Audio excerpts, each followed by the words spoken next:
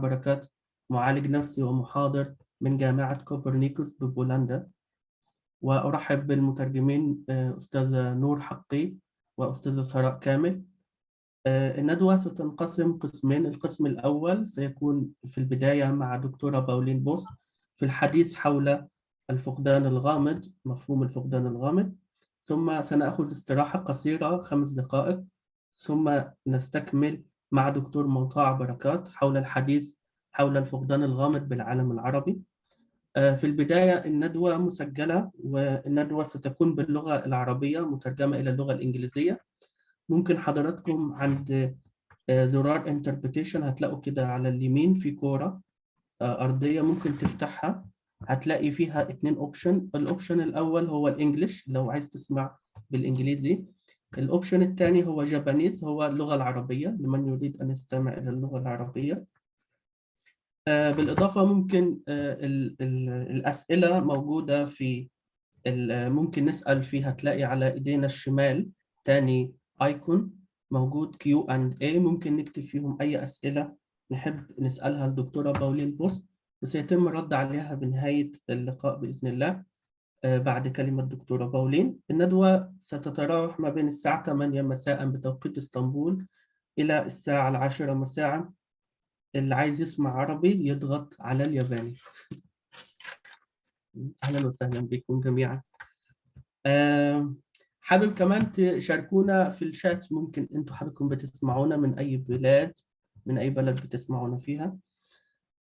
في البداية حابب ارحب بدكتورة بولين بوس.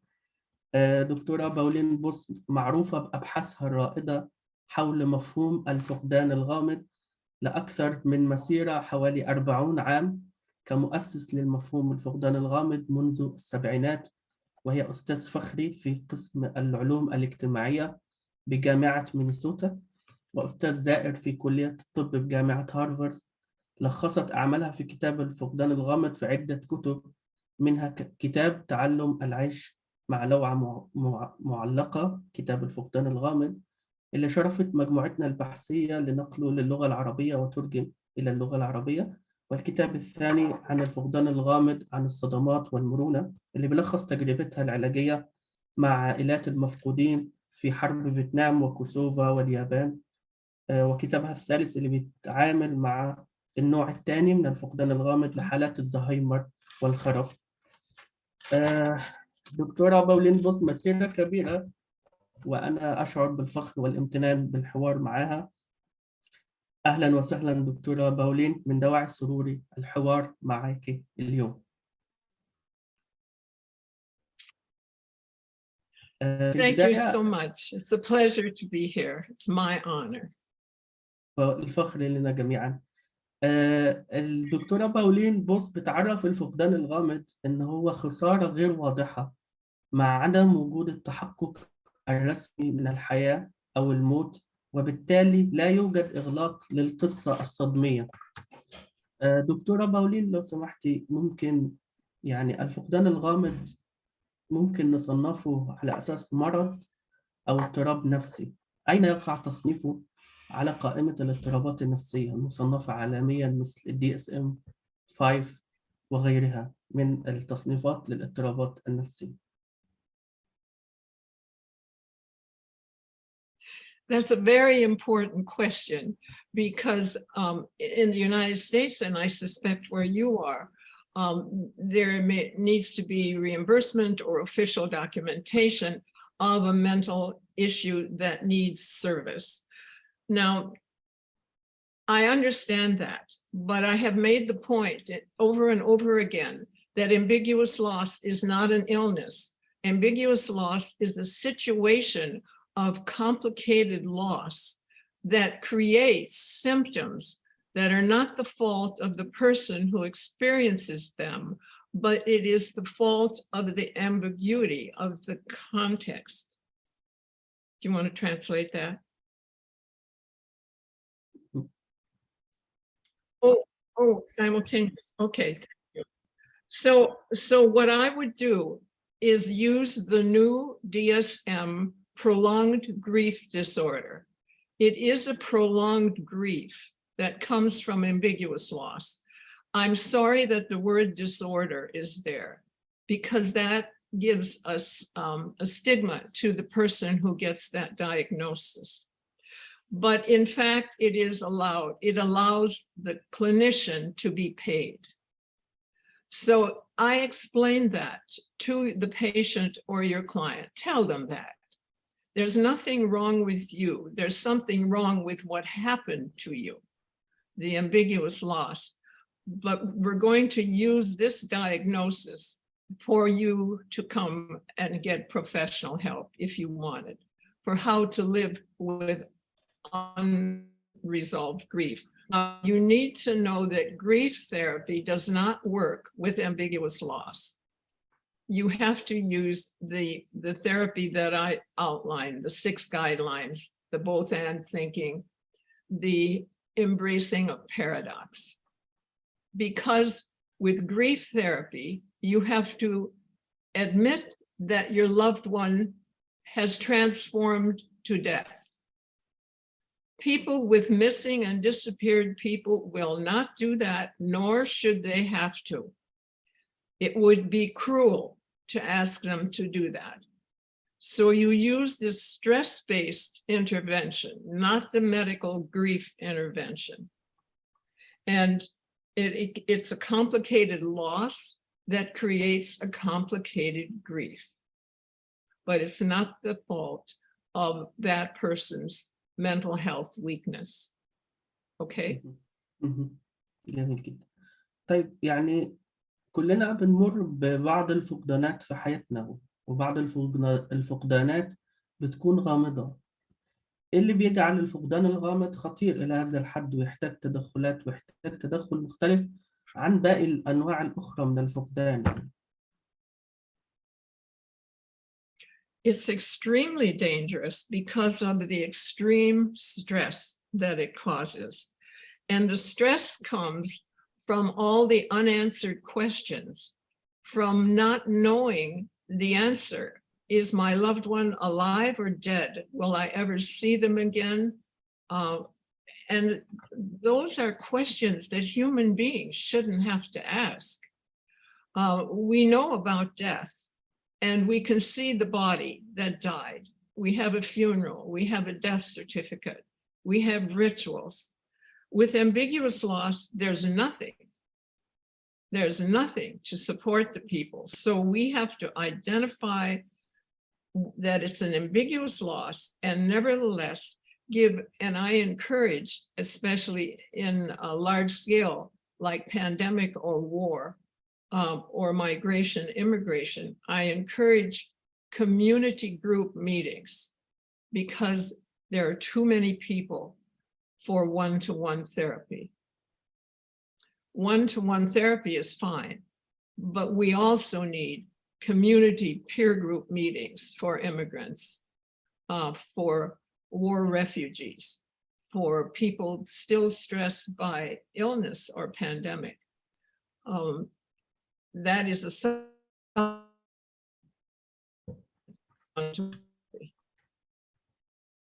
it's the helplessness that comes with the ambiguity that is so dangerous. Helpless, hopeless can lead to suicide. It certainly leads to illnesses and giving up hope. ده يخلينا ننتقل لسؤال بعده. لماذا لا تتحول بعض الفقدانات الغامضة إلى مشكلة نفسية؟ يعني إحنا طول الوقت ممكن نفقد بعض الأشياء، يعني ممكن أكون نازل من البيت نسيت المفتاح في البيت، فقدت اهتمامي بالوظيفة بتاعتي لأسباب أنا مش عارفها. يعني هي بعض الفقدانات الصغيرة، يعني إحنا حتى كبشر اتولدنا فقدنا رحم الأم في البداية، فهو نوع من الفقدان. لكن إيه اللي بيحوله بعض الفقدانات إلى مشكلة نفسية محتاجة بعض التدخلات النفسية؟ Well, the prerequisite is attachment, deep love or attachment for the person or object that is lost. And also, it is not possible to replace that loss. That loss is so unique that you can't just go out and get another replacement. That would not be satisfying. So those are the two criteria, deep attachment and irreplaceable. Now, it is true that if someone emailed me and said, I lost my telephone and it had all my life's photographs on it, is that an ambiguous loss? Well, maybe it is, because it was meaningful to that person. But let me tell you, if you're a researcher, I would use a very clear-cut example of ambiguous loss instead of these more subtle ones.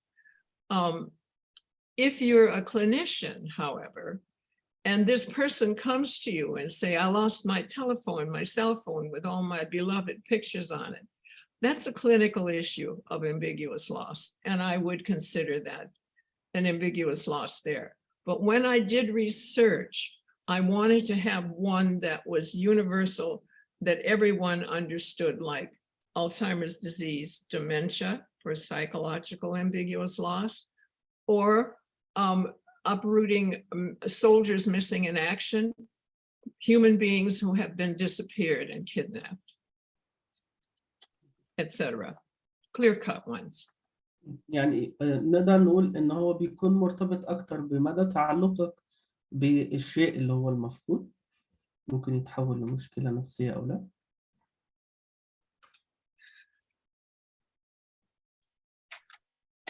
Exactly, but you need deep attachment. I mean, I love my cell phone, but if it were lost, I would replace it. However, if my loved one has dementia, that's huge. And so you really have to listen to the people.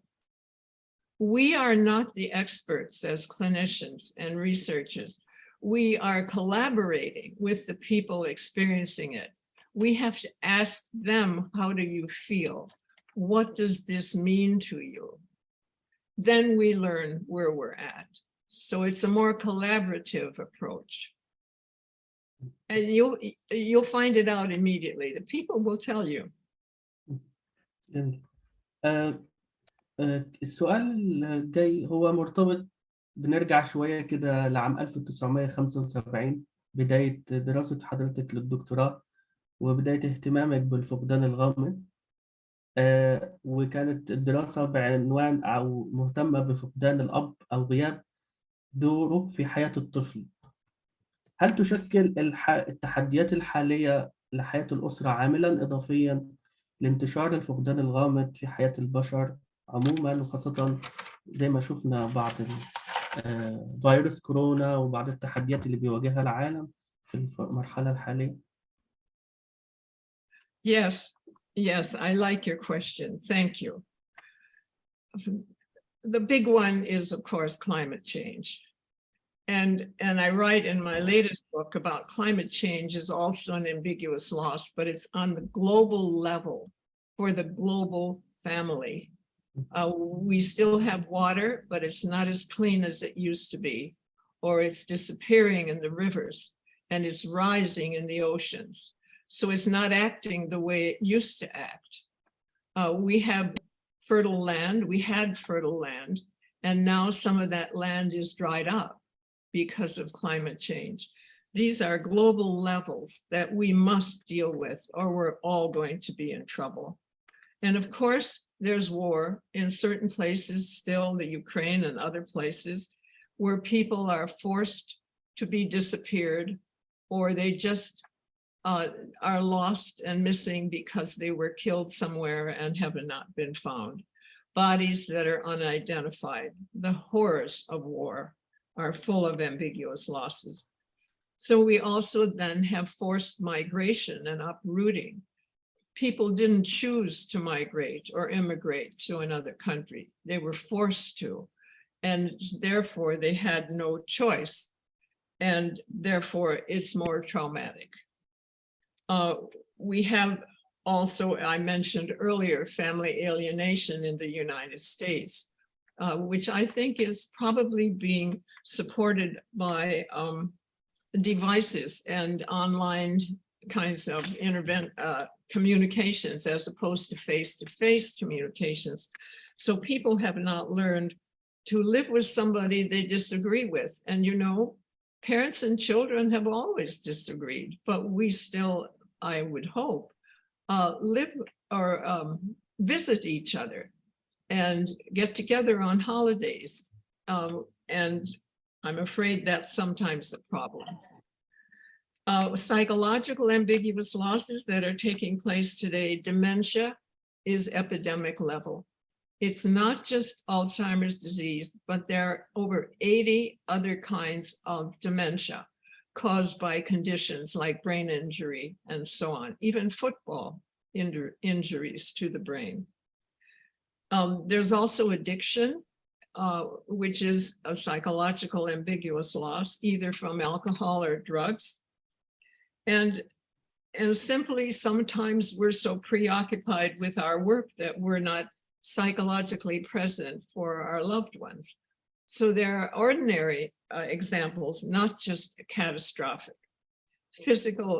Ordinary physical ambiguous losses would be divorce and adoption, for example. And ordinary psychological ambiguous loss would be, I'm so preoccupied with my work that I don't pay attention to my children. So we have, and you would add to that list, by the way. I want you to, because I come from a culture where these are prevalent, but in different cultures, different ambiguous losses show up. And it's important for us to learn about each other in that way. Yes. جميل. شكرا جزيلا على الإجابة الشافية بخصوص الفقدان الغامض. سؤالنا الأخير الحقيقة إحنا من المسجلين معانا باحثين كتير مهتمين بموضوع الفقدان الغامض واتفتحت شهيتهم، يعني عندنا حوالي 24% من الحضور حاليا باحثين وطلبة دراسات عليا. إيه توصيات حضرتك ليهم اللي بيودوا العمل في هذا الحقل كباحث قدير من 40 سنة مؤسس للمفهوم، اللي يمشي على خطاك يعمل إيه بخصوص التوصيات العلمية لحضرتك، إزاي يبحر في هذا المفهوم بدون ما يفقد البوصلة؟ Well, of course, I would say read the literature, and on some formats such as academia and Google, you can find a lot already that's out there, plus the books I've written. But let me give you a more specific answer to your question, which is a very good one, by the way. First of all, whether or not your professor insists on quantitative research, I think you should try to convince them to allow you to also do qualitative research, phenomenological research, that is asking the people how they see their situation of ambiguous loss. So I'm very much, as a researcher, supportive of mixed methods, qualitative and quantitative research. It is very difficult to quantify ambiguity, right? The way you can it is they quantify ambiguous loss by how long it has been going on, which is a very good variable. Years, decades, months.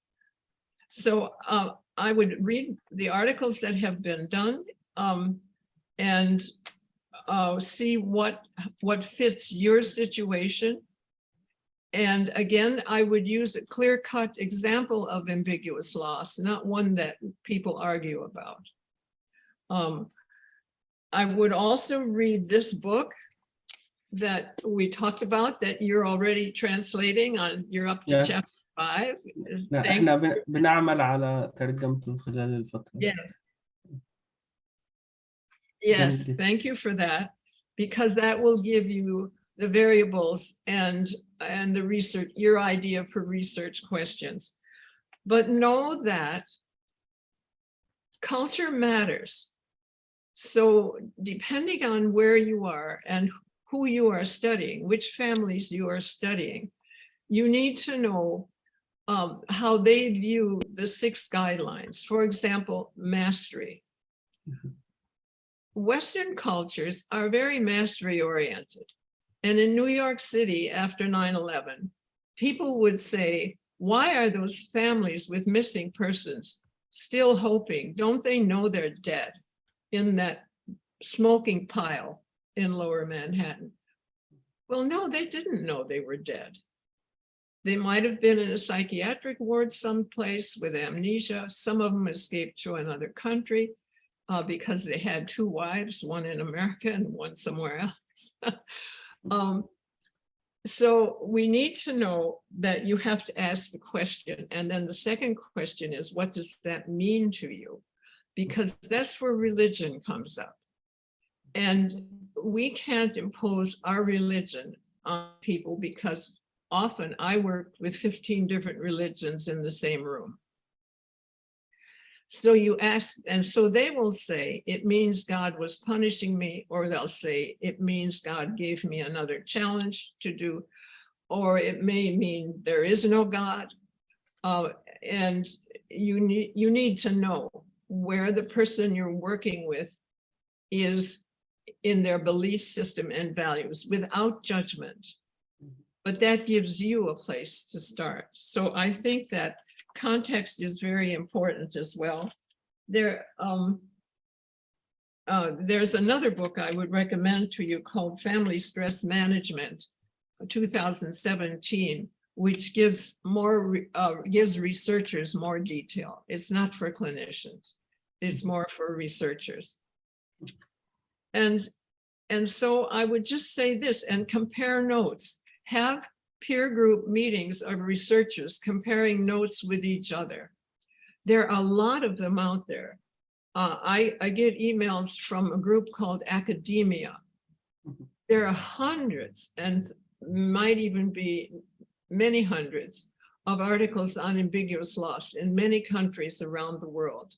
And you would want to check them out. And also, go ahead.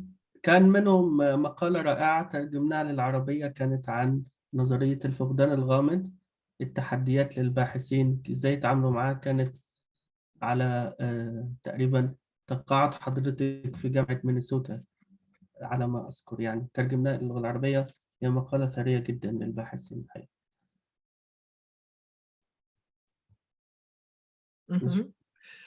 Also, there are very good researchers with the International Committee of the Red Cross you might want to take a look at, because they use the ambiguous loss model. In fact, they have a field manual for peer group meetings in communities where there's massive ambiguous loss and there's not enough one-to-one therapy possible, or the people don't believe in one-to-one therapy.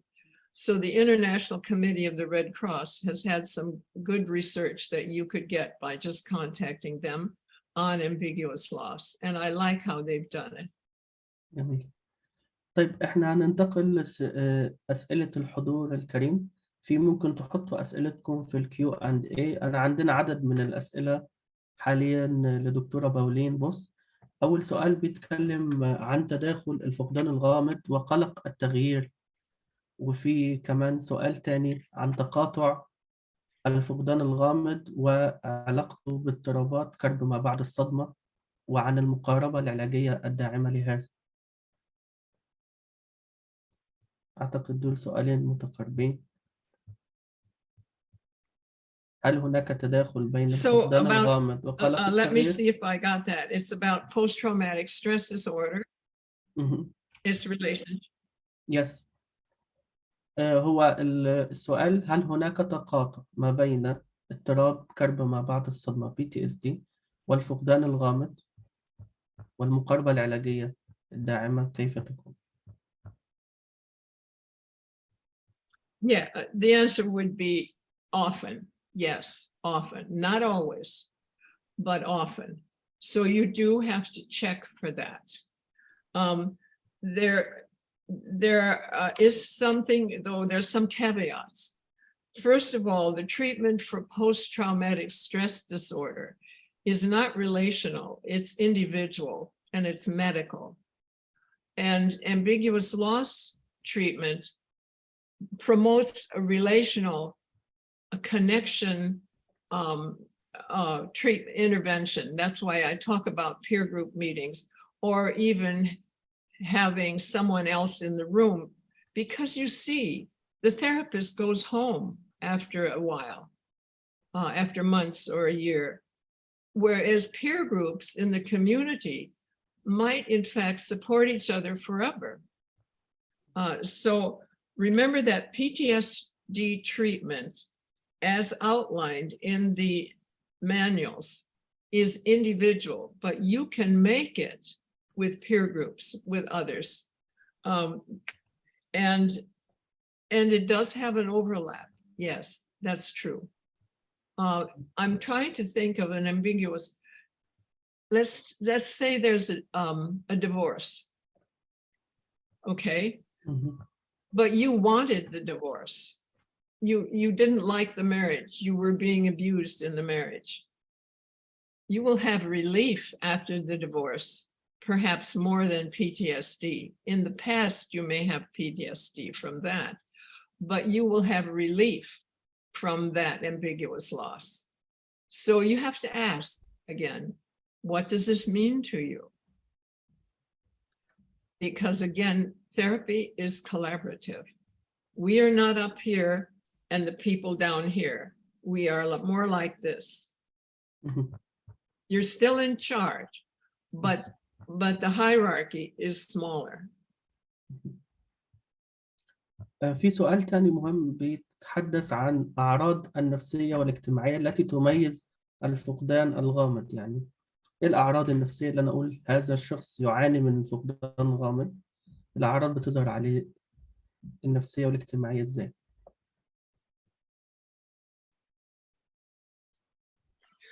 Well, the psychological symptoms are very much like depression.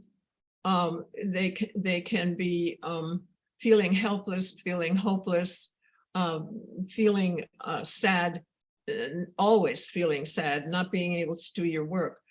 But in that case, the source of the symptom is not their weak psyche. The source of the symptoms come from what's happening to them, the situation of ambiguous loss. So you treat it differently. We have to treat by helping people to tolerate ambiguity. And for cultures that are highly mastery oriented, that is very difficult. I'm a Swiss American. Now, you know, Switzerland is very, very orderly, structured, mastery oriented. They make precision instruments. They wonderful tunnels in the mountains.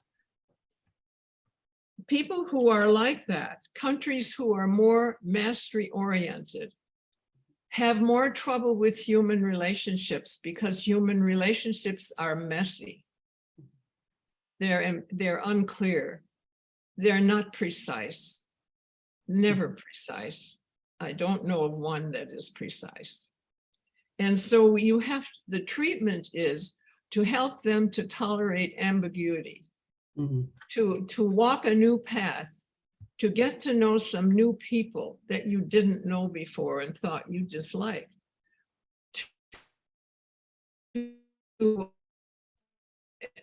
Here, my psychiatrist I studied with told his grandchildren, let's one at a time, let's go in the car and get lost. So they would just take a trip without a map, without a destination, and meander.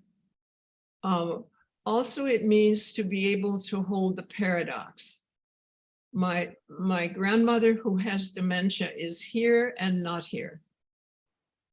My loved one who went to war is missing. He may be dead and maybe not. You hear the paradoxes? And that we're not accustomed to holding that. Artists are, comedians are, improvisational theater people are, but many of us highly trained to find an answer are not. So we have to increase our tolerance for ambiguity. And that's the therapy goal. Yes. في سؤال متعلق بفترة الكورونا. كثير من الناس فقدوا أحبائهم وذويهم. هل ينطبق دوت على الفقدان الغامض؟ أنا أعرف إن حضرتك عملت كتاب متعلق بالفقدان الغامض والكورونا، حالات الكورونا اللي كان الكتاب الأخير على ما أذكر. Yes. فهل يا ترى الوفاة نتيجة عدم توديع الفقيد تعتبر من الفقدانات الغامضة بسبب الإصابة بالمرض والإجراءات الصارمة اللي حصلت أيام كوفيد والحجر الصحي إلى آخره؟ Okay. Well, you're right about that. And I did write about that in 2022 book. The coronavirus created many, many more ambiguous losses than we've had in the past, in that we were isolated from one another. We couldn't hug the people we love. Our elders perhaps were in homes, in hospitals, were very ill, and the family could not go and see them, even if they were dying.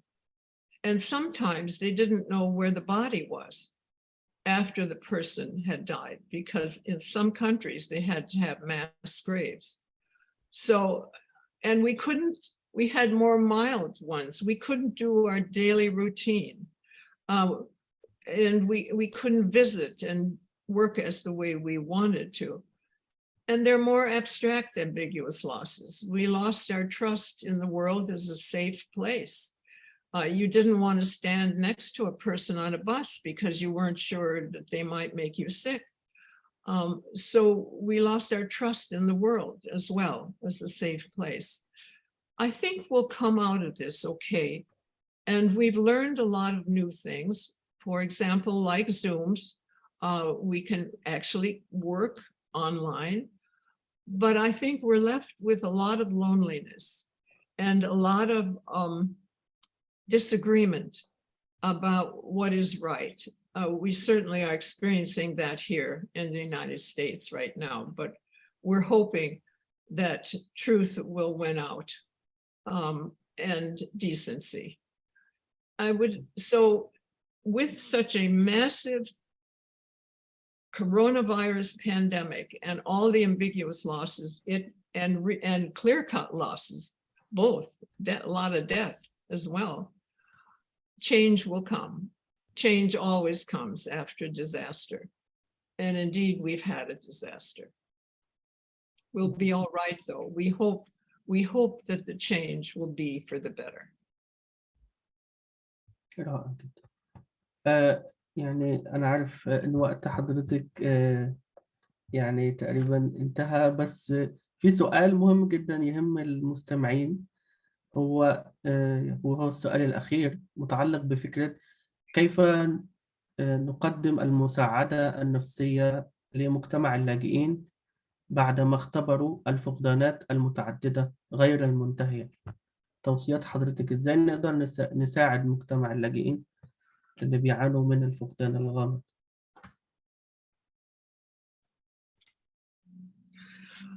I think I would answer that question the same way I just answered it for Ukrainian therapists.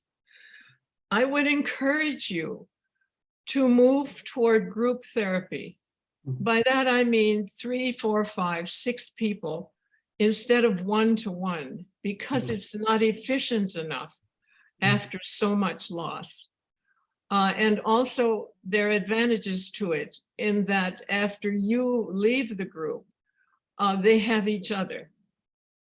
If you need a manual to follow or to adapt, not to follow precisely, but I would write the International Committee of the Red Cross, just Google it, and they have a manual you can order. It is free. And the Ukrainians are using it now in the field. The second thing I would tell you is do not use grief therapy unless they know for sure their loved one is dead. Do not use group therapy, grief therapy. What you're trying to do is help them to tolerate not knowing. And you do that by the both and thinking, which is in the book, and using the 6 guidelines. and they are not in an order. Use them any way you want, use just one or two, and they will help you to get through this. And perhaps I should add this third one, lower the hierarchy. It's collaborative, work together with these people. You're the professional, but they also know what they're experiencing. So work together and use paraprofessionals as your helper. So when you leave, the paraprofessional can continue with that group. I just wish you all so well. I'm so proud of what you're doing and that you are interested in ambiguous loss. I thank you. And thank you very much for your helping us.